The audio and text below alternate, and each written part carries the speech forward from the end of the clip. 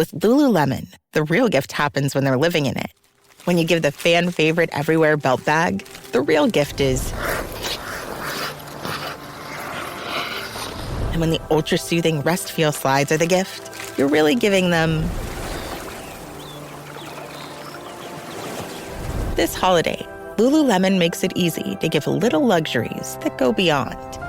Open the moment. Shop now at Lululemon.com. The best of the Rev and the Rabbi. Talk Radio 77 WABC. Best of. Welcome back. I'm Rabbi Joseph Potasnik. And I'm Reverend A.R. Bernard. Reverend, we are honored once again to have as a guest Jonathan Wachtel, Global Affairs Analyst, former Director of Communications for Ambassador to the UN, Nikki Haley. Jonathan, thanks so much for being with us. Pleasure, gentlemen. So, thank you. I would say the world owes Israel a thank you. Right, Jonathan? Look, Sinwar was one terrible dude. I've heard him called mini Hitler. Whatever you call him, he was a disruptor to the max, and he was out to make sure that the world would be in tumult as long as he could make it happen, as long as he was alive. And, this is not a fan of certain Western ideology, that's for sure. He was an Islamist. He believed in what he stood for and was willing to contaminate as many minds and souls as he could on this journey of, frankly, evil. Jonathan, is there... Go ahead, Rabbi. Go ahead. No, do you really think he cared about the Palestinians? I do. I do. I mean, look... Of course, he cared about the Palestinians, but those Palestinians who towed the line and believed in his ideology and vision. And, it's one thing to be a practitioner of the three Abrahamic religions, but it's another to say that one religion should dominate over all the others. And his strain, which is just utterly Islamist, is what should be happening not just in Gaza, but, Hamas is its origins are the Muslim Brotherhood. Right. That's all about hard line, really unforgiving, intolerable Islam. Yeah. Well, I was going to ask you, is there another example in history of Israel's, compared to Israel's actions? There are those who will point to Israel as being the aggressor. The other side says Israel is defending itself, but it seems determined to get at the root of this thing, almost cut off the head of the serpent. Do we have other examples of a nation going this far? It's a very good question. It's hard to do a comparison like that. I mean, you have issues like the way that Russia's dealt with movements down in the Caucasus region, like the Chechnyas, in which you had an element of political Islam and territorial integrity of the Russian Federation and other complicated things like that. Sometimes you do have these crossovers, but to have a situation in which you have a tiny nation, Israel's absolutely tiny, and it's smaller than the size of the state of New Jersey, and then to be taking incoming, literally, from 7 different sources, fed by the machinery of Iran and other benefactors. I mean, it really is a standalone, crazy dynamic. Jonathan, go ahead, Rev. No, I was just going to ask if that's why Israel is more open to this kind of criticism about its actions, because it seems maybe setting precedent. Well, there's that, but also it's a numbers game. I mean, Israel, size is tiny and its population is tiny. So it's one thing when you're, in a sea in which your numbers are large and you get the ear of the rest of the world. But certainly the Jewish population, let alone Israel, is just a tiny fraction of 1% in the world in a sea of, 50 plus, close to 60 Organization of Islamic Conference countries, 20, almost 24 Arab countries. It's just by nature of what it is, a minority. And when you're a minority of minorities, your voice is hard to be heard in that massive sea. So let me understand. Yeah, let me just follow. The reason why I raise it is because you know I stand with the state of Israel, stand with the Jewish people. May not agree, with the tactics that some of the state may employ, but I agree 100% that they have a right to defend themselves. But there are those who, are critical of that right and critical of those actions. And so that's why I was curious to know how you responded to that question, Rabbi. Yeah, Jonathan, when we hear that phrase, a right to defend itself, what does that really translate into? That you have the right when attacked to defend yourself, which I think belongs to any country, but there's an implication there that you don't seem to have the right to go in aggressively and remove the evil. You can defend, but you can't attack. Am I wrong in that analysis? Yeah, that analysis is right. It gets very complicated when it comes to the rest of the world, because you also have, from the inception of the, reestablishment of Israel as a homeland for the Jews, and other nationalities. I mean, let's not forget that 20% of Israel's population happens to be Arab Israeli. Mm-hmm.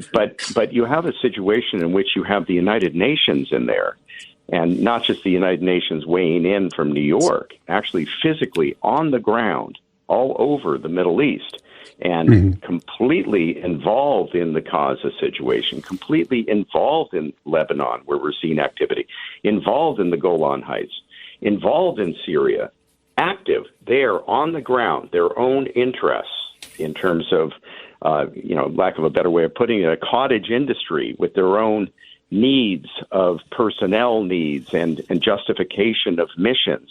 And often those have come into direct conflict with the policies of Israel. So in defending itself, the country also has to fend off criticism from an organization that is, by nature of its construct and by nature of what its missions are, literally and on the ground, that you have these areas in which you have conflict, and sometimes emotions and justified perspectives get bent out of shape. It all gets very warped and very not objective, very subjective in the way things play out. So this whole thing of defending oneself as a nation, Israel is held to an account that is just doubly, in fact, maybe even 10 times, maybe even more critical of the state. And that's reflected in the number of resolutions within the Security Council, within the General Assembly, within the Human Rights Council, in which you have this disproportionality that makes Israel seem like it's the size of, 7/8 of the world in terms of what's happening, when in fact it's just a tiny little corner of the world, but manages to eat up all the oxygen in the room because of the nature of that relationship and international perspectives on that relationship due to the UN. Yeah, and the relationship with the United States. I mean, there is a bond between the two nations, and I don't know if Israel is being judged independently of its relationship with the United States. What are your thoughts?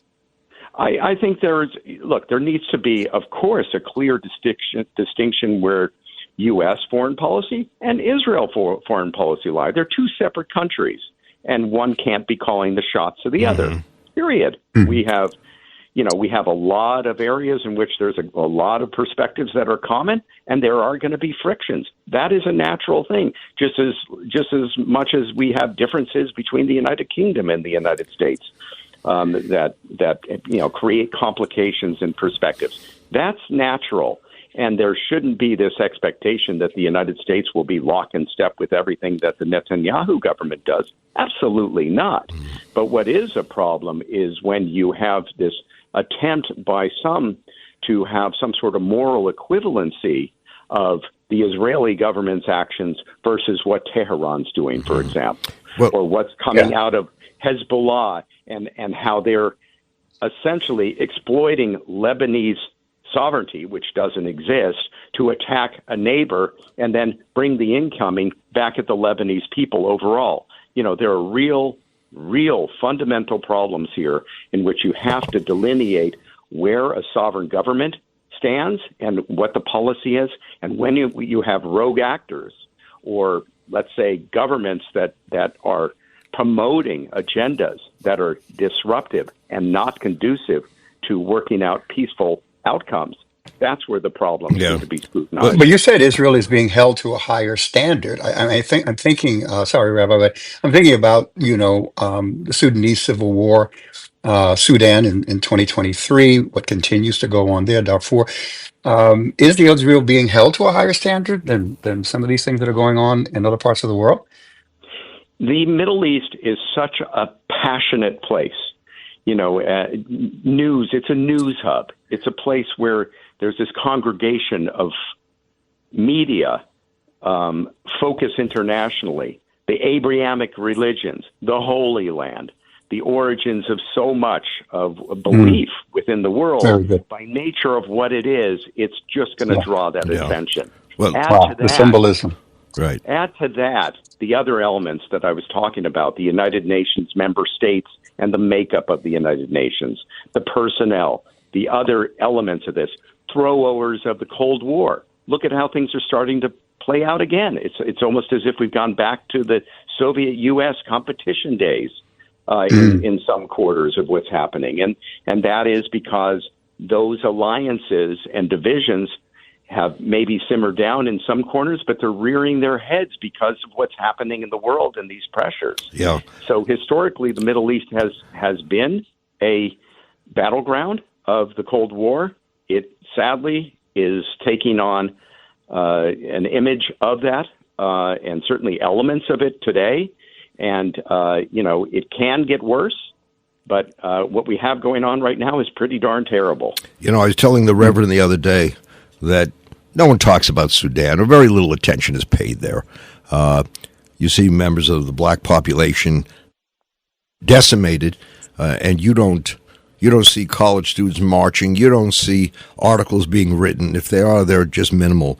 The second point I want to make is you talk about the alliance between America and Israel, and you can't dictate to an ally what the ally should do in a number of circumstances. I remember the vice president, Harris, who said, don't go into Rafah. I've seen the maps. Do not go into Rafah. And Sinwar was taken out in Rafah. Right? And Israel made a decision. We have to go in and remove this evil. And America saying, don't go in there. So you see a clear distinction between what's in your own best interest and what somebody else thinks is in your best interest. That's right. Yeah. And arguably, there's a whole politically expedient aspect to what you're talking about. We can get into that, of course. But this is where you are going to see differences of opinion. And some of the opinions are pretty crappy. That's just what's going to happen. And, you're going to weigh these opinions. And then a nation needs to act in a way that is good for its people, but also good morally. And we are in an election, not only an election year, we're just a couple of weeks out on arguably the most important race that this country has faced. And politics, unfortunately, has been a major calculation in how policy was presented throughout this crisis. And that is really unfortunate, because when politics kicks in, then you're getting away from the core principles, the moral stand of a country, of what the United States, for instance, is supposed to stand for. And essentially, I don't know how else to call it, selling out for the expediency of trying to win over things in terms of what's politically expedient as opposed to what is morally the right thing. Don't go into Rafah is a political calculation, not a moral calculation. It is. I mean, let's not ignore that, and we can't. It's just not the right thing to do morally, that many, many people have lost their lives in Gaza. Those statistics are being fed in by the Hamas-run Ministry of Health, which is, of course, an operation of Hamas, and they do not delineate who's a combatant versus who's a civilian. We don't know that, and the numbers are really questionable, and there'll be more coming out about that in the coming months, and there'll be a reality check in which there's been a lot of hyperbole that's happened, but the numbers have been really tragic. And the basic truth, though, is those numbers have been very tragic because this conflict was allowed to continue much longer than it needed to. And there is the argument, had the IDF been able to operate in Rafah and not have its arms tied behind its back, this would have been resolved quicker, and there would have been less loss of life, as opposed to the argument that was made by some that there would be some horror show bloodbath as a result of going into Rafah. And, there's also the complication of what role did rogue actors connected to Egypt have to do with this, with these tunnels on the border. Rafah's right there. If you go there, it's, it's pretty ridiculous. The infrastructure that was there right on the border. And that, of course, has fueled this conflict and allowed things to be unchecked. The United Nations, through its relief agency, UNRWA, allowing all this stuff to be going on in terms of providing services to the Palestinian population and allowing Hamas not to have to handle that, and allowing Hamas to instead work on how to destroy its neighbor and kill people. These are all factors in this. Yeah. I don't. It's a somewhat rhetorical question, I guess, because let's put it this way. Rabbi just raised the conspiracy theorist in me, and I am aware from certain points in history where an administration would say, American government would say, don't do this, but it was just the face of the conversation. Behind the scenes, it was agreed upon between other entities that, this is exactly what's going to take place. But we want to make sure we distance ourselves from those actions. You've seen this, correct?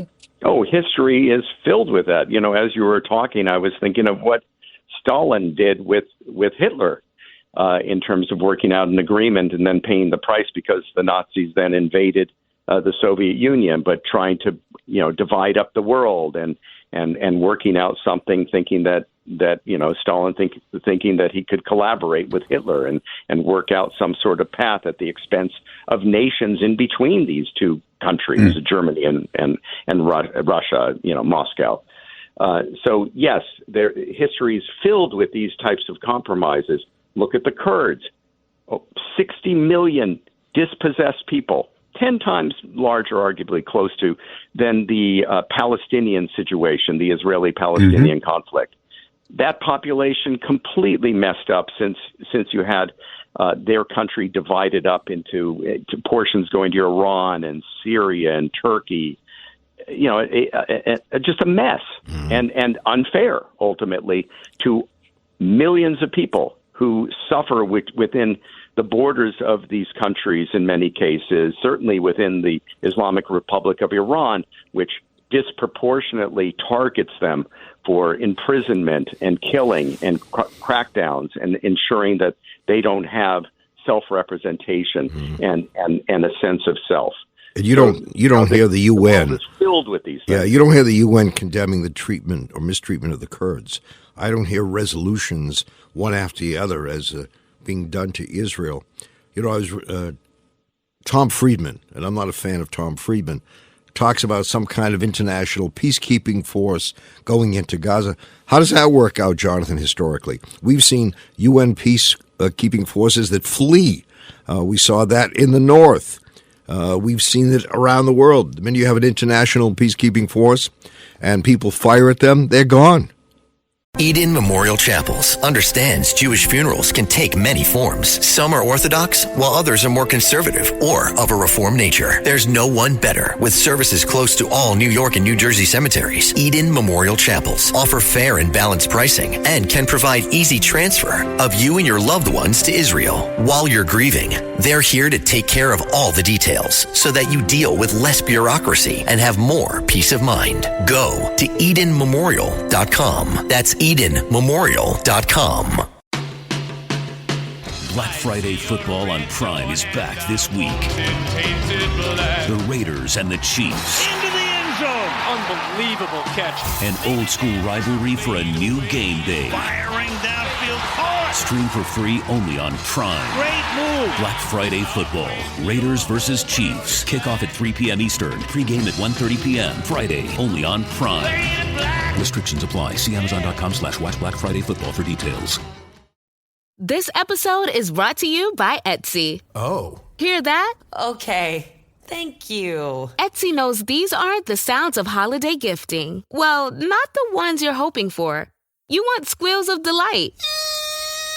Happy tears. How did you? And spontaneously written songs of joy. I am so happy. Oh yeah, oh yeah, oh yeah.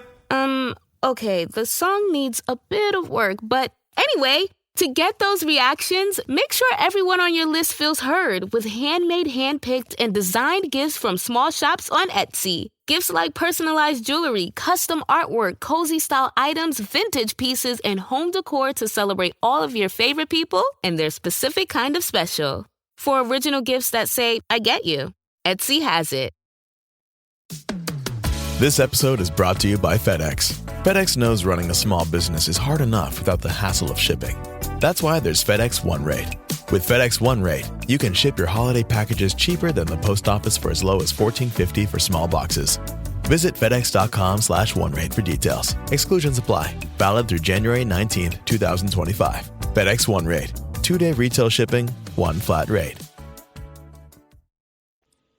Yeah, I mean, look, we all we have to do is look at Lebanon and the way that UNIFIL, that force that was supposed to, I mean, arguably, they're part of the problem.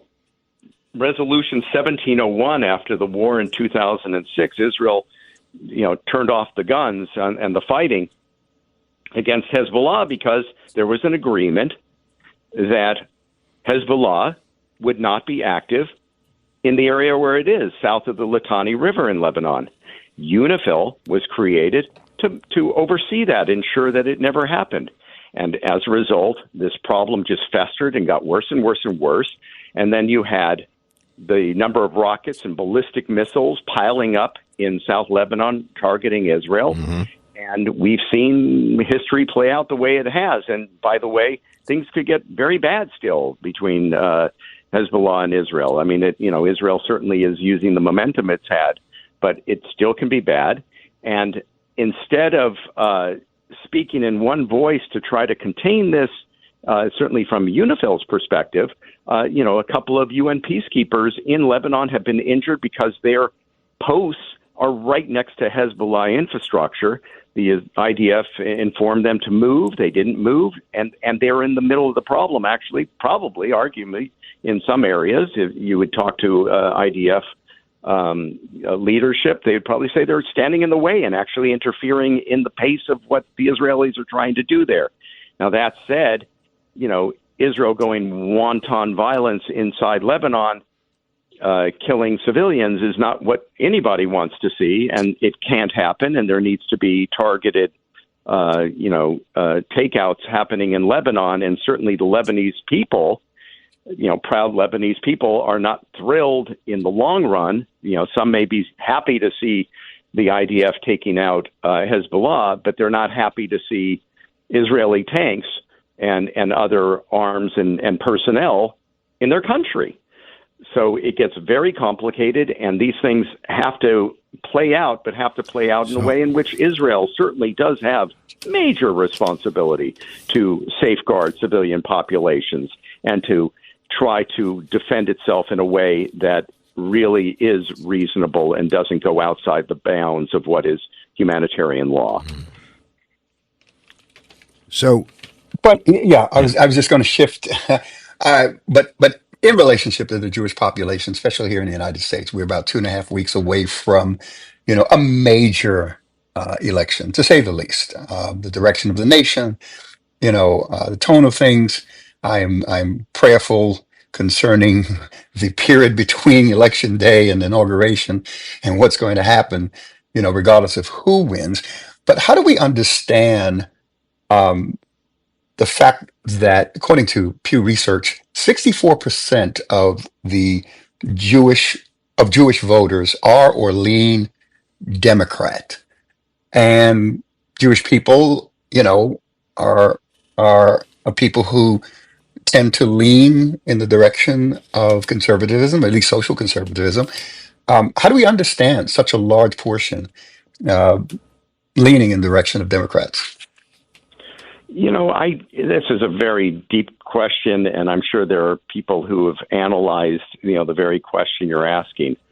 My sense of it is that the tradition of the Jewish people is that they're well-learned people. Not always. There are certainly many I've run into who are really not well-educated. But on a whole, education is a primary focus. Often what happens when people become educated, they learn to be critical thinkers and take into consideration other arguments that are out there and play the field and see what's out there and pick and choose what works. Now, an example of where that belief system has come, into a dire end is if you look at those communities that were attacked on October 7th. Many of those very people who were killed or are being held in hostage, suffering in the tunnels right now, if they're still alive, were progressive Jews who believed in coexistence, who were having the Palestinians coming out of Gaza working their properties and trying to have exchange programs and cross-border positive things going on. And the terrible thing is the actions of the types of Sinwar and that type of evil element that works against an effort at coexistence has blown that up and killed the very things that these progressive Jews in Israel, of all places, willing to accommodate the other side and listen to them and try to set up a coexistence where all that has unraveled. And here in the United States, for instance, you of course have a diaspora that is not living through what Israelis are going through now. And there's a disconnect. Unless you see it, unless you feel it, unless it directly affects you, it's hard to have the sympathies that would allow you to do it from the get-go. And generally, human nature is such that we all read about a tornado somewhere in some corner of the United States and we're upset about it for a fleeting second. But if you're on the ground and living through that, that's a whole other picture. Yeah. And this is a similar type of thing. Now, the Jewish community, in terms of numbers, is so tiny that you can't help but have a connection, if you're a Jewish person, to what's going on over there, unless you're so opposed. And there are the very influential academicians like Noam Chomsky and that position on the conflict and the history of the Jewish people. They're a minority, but they do have influence, and that's a whole other thing to talk about. But I think what I'm trying to say is that you have a population, the majority of which tends to be quite educated and discerning in terms of open to and receptive to other ideas. And as a result of that, you end up with a less conservative position. Yeah. I think also, if you look back, Jonathan, the vote for the Democrats within the Jewish community has been, I would say, Pavlovian over the years. Automatically, it would tend towards Democrat. I recall reading where members of the Jewish community were praising Roosevelt, great hero during that horrific period. And when you look deeper, he was not. He was not the great defender of the Jewish people, and yet there are those. Well, he's a Democrat. We have to go with him. I think the concept of tikkun olam, the repair of the world, has come back to really hurt us in the sense because it's been interpreted, help others and think less about yourself. And I see people who are so committed to what's going on around the world, but when it comes to Israel, and I'm talking about Jews, when it comes to Israel, there isn't that intensity, that emotional intensity, that care. So you see Jewish students marching against Israel, but not against what's happening in Sudan, not against what's happening to the Kurds. It's really shameful.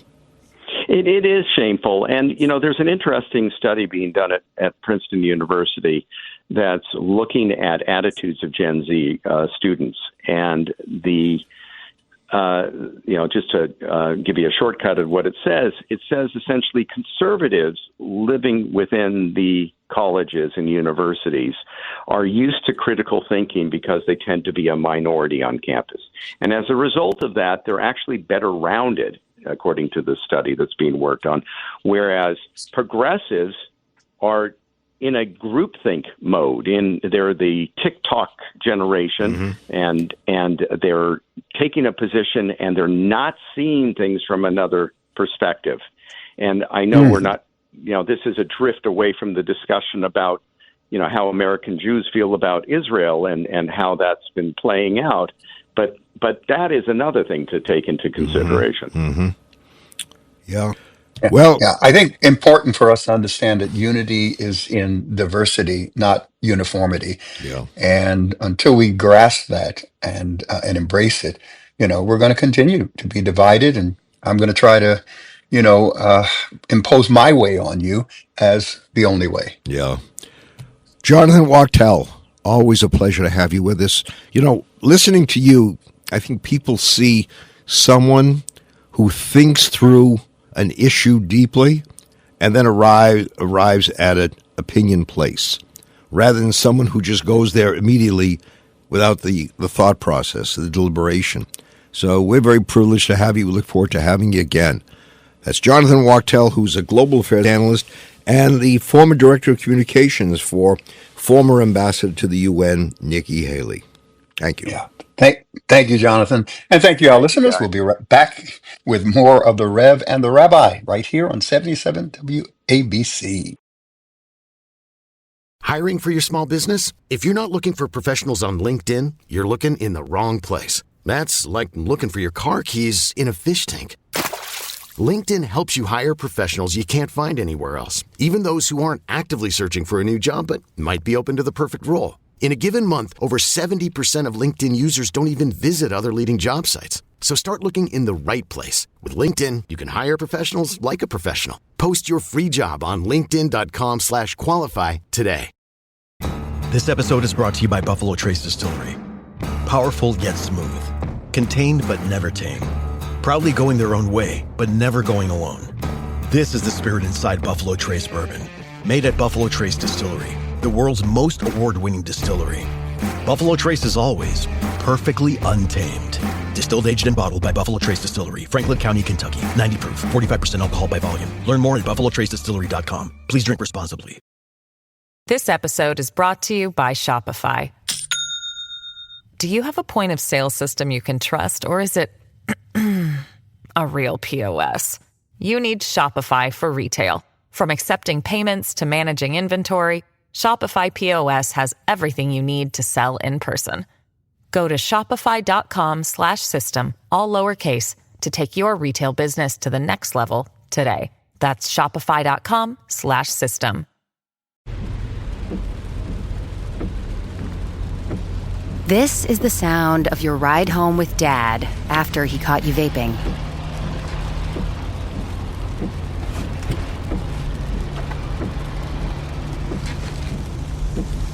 Awkward, isn't it? Most vapes contain seriously addictive levels of nicotine and disappointment. Know the real cost of vapes. Brought to you by the FDA. Reverend A.R. Bernard, Rabbi Joseph Potasnik, the Rev and the Rabbi. Talk Radio 77 WABC and the all-new WABCRadio.com. Welcome back. I'm Rabbi Joseph Potasnik. And I'm Reverend A.R. Bernard. And we are speaking with Rabbi Elliot Cosgrove, author of a new book entitled For Such a Time as This on Being Jewish Today. And he, of course, is the rabbi of the Park Avenue Synagogue and officer of the New York Board of Rabbis of credits that would take too long to mention.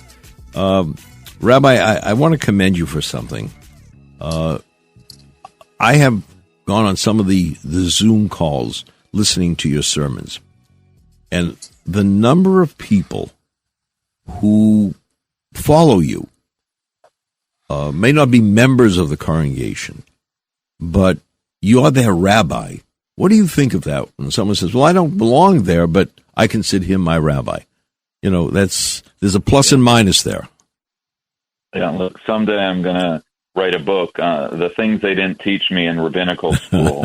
and this is one of them, because this was not anything, Joe, that we planned for. Right. That when COVID came, we had a very passive live streaming, that it was there to, the grandmother who was in another state who wanted to watch. So we were wired for it, but we didn't publicize it. And then when COVID came down in 2020 and no one could enter their houses of worship, we were actually ahead of the curve, because we were already able to live stream our services at that moment. And it really became an anchor for people who were seeking spiritual fulfillment in a time that they couldn't enter their synagogues. And then it just took off, and the talents of the cantors and the wisdom of the rabbis, and the obviously not a small AV crew who works every week to make it all happen. We created sort of a virtual synagogue at the time, that on the high holidays, Rosh Hashanah and Yom Kippur, there can be hundreds of thousands of people who are engaged, and on any given Sabbath, tens of thousands of people. And the synagogue has been able to connect people to tradition from far-flung places around the world. And there is, there's no intention. I'm a synagogue Jew. I grew up in a synagogue. I've always been connected to synagogue life. I don't want to be the Walmart of a synagogue.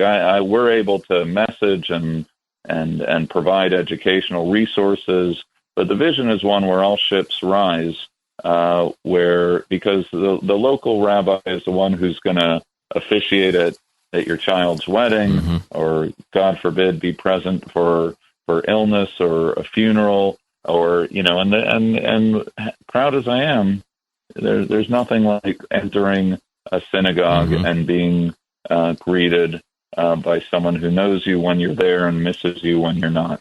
Right. Yeah, that's the beauty of the community, that gives identity with a specific faith, tradition, and values, etc. I think that is what brings a sense of stability to our society when we have faith communities like that. They're ongoing, and regardless of young people saying, I don't want that, it's irrelevant, it's something that they come back to when they understand family and the role of faith in community like that. Rev, when I first started as a rabbi, there were people, and I'm sure you've had this as well, they would walk by the congregation and they would say, that's my synagogue. He's my rabbi. And they would never come in. And they would never join. And we thought of developing a membership where if you walked by, you were going to, be charged for that. At least you'll feel a stronger connection with you. But, I like the Zoom because I think many people would not. But by the other side of that, there are people who are not joining congregations, so to speak. Yeah, but before you go to the Zoom, Rabbi, I'm sorry to interrupt you. I do new members class sometimes when I can. To welcome new members into our faith community. And when I have people in the audience telling me, I've been attending church for the last 10 years and I finally decided to join. How do we respond to that, gentlemen? People not wanting to make a commitment, but understanding what it brings, the value of it, and being a part of the community. And then they decide, okay, I'm going to make that commitment. But this is a reality that we deal with. Yeah.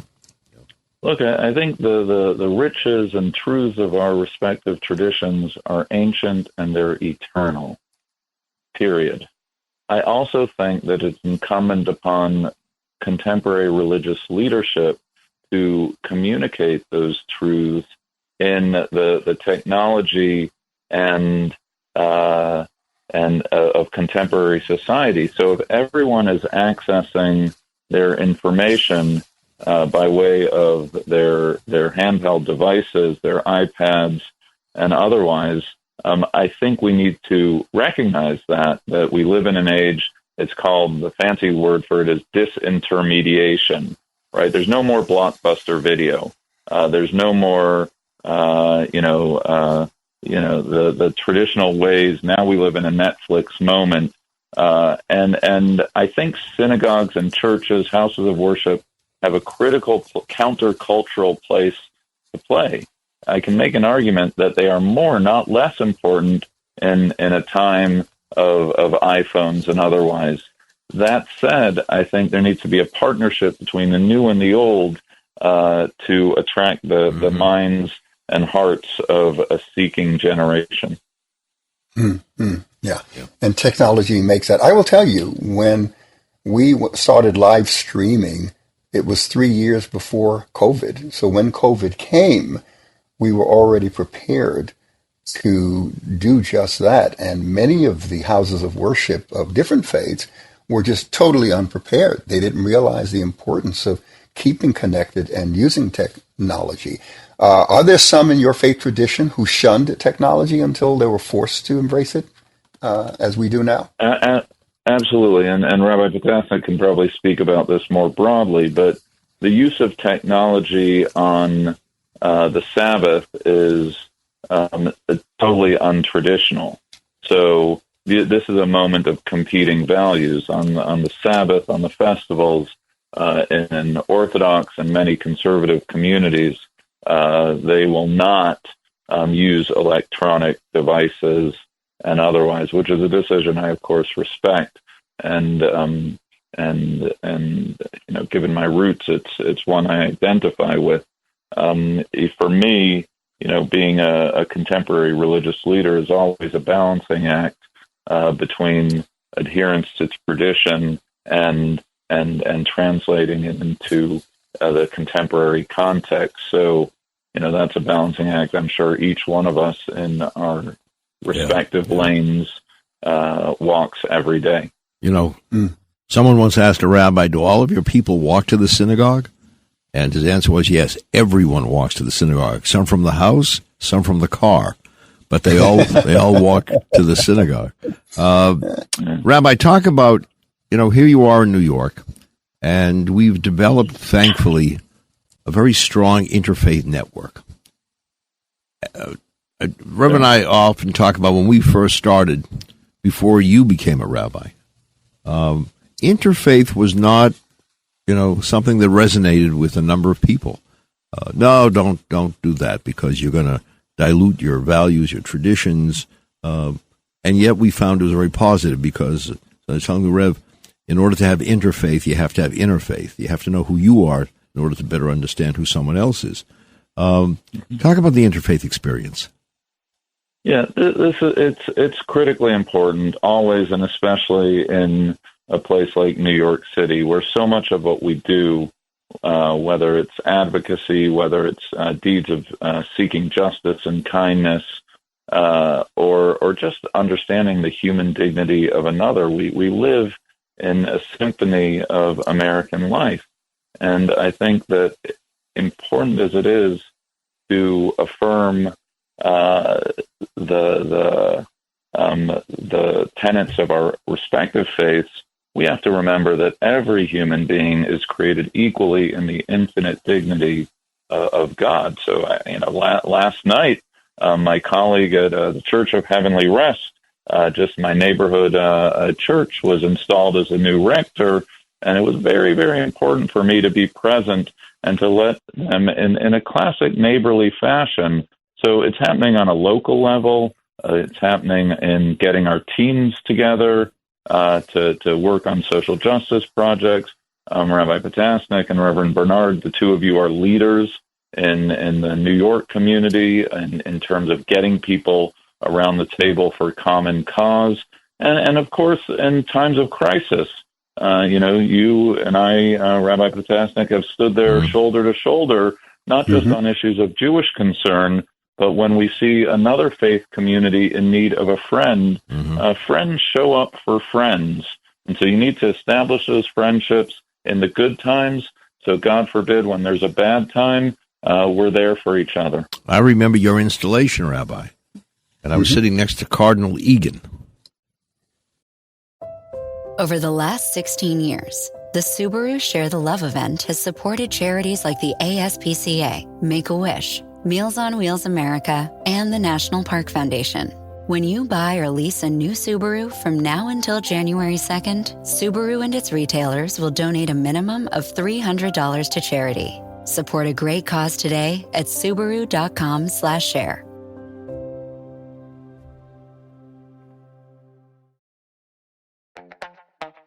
This episode is brought to you by Skinny Pop Popcorn. Perfectly popped, endlessly delicious. Oh, so light and crunchy. Skinny Pop Original Popcorn is the snack you've been searching for. Made with just 3 simple ingredients: popcorn kernels, sunflower oil, and salt. Snacking never felt or tasted so good. Perfectly popped, endlessly delicious. Give yourself permission to snack and pick up Skinny Pop Original Popcorn today. There's some big loot up for grabs right now. The Emirates NBA Cup. Every team in the league has got their eyes on this prize. The action heating up here in Vegas. But only one will get their hands on it. All 30 teams, 6 groups, every Tuesday and Friday night. All leading up to the knockout rounds. And a grand finale in fabulous Las Vegas. The Emirates NBA Cup continues on ESPN and TNT. Sephora presents Your Granny, Pearl. Your grandmother, Pearl, she's had 83 years to refine her tastes, which means she's hard to buy for. She has a signature lip, signature car, signature drink, signature scarf, signature color, and she makes it all look effortless, which means gifting her takes maximum effortness. She knows what she likes, but she also has a nose. This holiday, don't overthink it. The best fragrance gifts are only at Sephora. Right? Mike? That's right. Cardinal Egan turned to my father-in-law and said, behind every successful son-in-law is a shocked father-in-law. Yeah. Great line. Yeah. But he was so proud to be there. I remember talking with him, and I don't know how many installations he's been to, but he really was very impressed with your presentation. But the fact that he, as a cardinal, could come to a rabbinical ceremony such as this meant a lot to him, and made a statement in New York how much we need each other. The John Cardinal O'Connor. I'll never forget at a midnight mass, and Ed Koch was the mayor then, and O'Connor would come out. He would look at Koch, and he would say to him before the mass, "Mayor, do we have a minyan here tonight? Do we have 10 people for the quorum for the public service?" And the mayor would say, "We have a minyan." He says, "All right, now we can begin the service." But that kind of relationship, sent a message to people in New York that we can be different and the same simultaneously. And it was a very, very meaningful thing. We're exposed to a lot of interfaith cooperation, collaboration, and dialogue here in New York. I think we are the model, if I may humbly submit, for how it works. But I find, and I want to know if you gentlemen agree, I find that there's more openness in conversation about our Judeo-Christian faith. I'm just talking about us right now. I'm talking about Muslim religion and other religions, but our Judeo-Christian faith seems to have brought us together in a special way over the years. Do you notice that? You gentlemen notice that? Rabbi? Yeah, I think we're all people of the book. And I think that the fact that we can quote from the same or similar scripture, and that we share these values of hospitality, of the dignity of a human being, of walking humbly before our Lord, I think these create a common coin, a common vocabulary, a language that enables us. I don't think that the Jewish faith and the Christian faith are synonymous one with the other. And so sometimes, Reverend, I am cautious when, the blanket term Judeo-Christian is used as cover for either the Judeo or Christian. So I think that it's important to use the term because I think it points to what we have in common, but not abuse the term in the sense that we do need to retain where we do see the world differently, which is, of course, what makes it fun. Yeah, Rabbi Cosgrove. Well, I appreciate it. Those boundaries of distinction are are important. That's why I always say to Rabbi the Hebrew Scriptures. May I quote from? So I have to tell you, Rabbi Cosgrove, that so many times I'll get a call from Reverend Bernard, and this is for me one of those Kodak moments, if I could date myself. And he asks, there's a passage here in the Torah. What does this mean for you? And he's developing his teaching, his presentation for a Sunday sermon or for another class, but he wants to know, what does the Torah state? How do the Jews see this? And I say, wow, this is something my parents never would have envisioned coming to America after the Holocaust. The Rev and the Rabbi having a discussion about Torah passages. But it's not to say you're right and you're wrong. It's to say, how do we learn from each other? Where are we similar and where are we different? And I find that very, very special. Yeah. I think. Book about, go ahead, please. No, I talk in the book about a famous pairing of ancient rabbinic rabbis, Hillel and Shammai, who disagreed on pretty much everything, matters of ritual, matters of theology, from the little to the big. And the Talmud explains that the house of Hillel won most of the, if not all of the debates. And the question is why? And the answer is not because he was smarter, wiser than his sparring partner. The answer is that he would always state the other guy's view before stating his own, as if to say that truth belongs to God alone, and that we can affirm our own certainties only in the presence of the counter certainties of the other. And I think it's that spirit of dialogue, of affirming what we believe in, but knowing that we're not party to the whole truth, capital T. I think that's the way we got to move forward as New Yorkers and as a nation.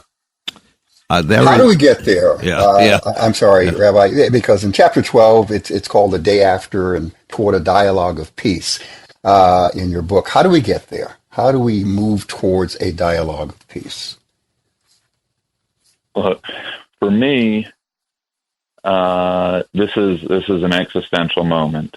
Right? Israel is fighting a war of survival against those enemies, Hezbollah, Houthis, Hamas, who seek its destruction. At the same time that Israel has to fight as if there's no tomorrow, Israel has to fight with an eye to tomorrow. It's peace that we're seeking. There's a great moment of American history when the fighting was taking place in World War II, and African-American soldiers were going off into battle for the dignity of the human being, realizing that they themselves weren't extended that same dignity back home in the States. And so the emergence of what was called the Double V campaign, victory abroad and victory at home. And that same sense of a double V is what we need today. Israel needs to seek its security, and we need to be unapologetic about its right to self-defense. But we as Americans and American Jews need to also nurture the seeds, even if they're not going to be, the fruits won't be eaten today. We need to nurture the seeds for a world of Jewish safety and security alongside Palestinian self-determination, because not only do the Palestinians deserve a place to call home, which no one knows that better than the Jews, but if you are invested in a secure Israel, then you are also invested in a secure Palestinian community side by side with Israel. So I think we have to reject the facile binaries that we're given, and I think we need to speak with sanity and strength from the center. And find leadership that wants the same thing. Rabbi Elliot Cosgrove, Rev, you see why I told you he was the second best rabbi in America today? yeah, I understand clearly. Yeah. You know, you have a quote in the book, Rabbi, from Maya Angelou about courage is the most important of all virtues, because without it, you can't practice any of the other virtues. Right. You are a person of commitment. You are a person of courage and a model of real leadership where you can serve your community, but you can serve the larger community. So thank you so much for being with us. We look forward to many more conversations with you, but you're an inspiring leader. Thank you so much. Pleasure having you on the program. Thank you. And stay tuned for more of The Rev and the Rabbi right here on 77 WABC. We'll be right back.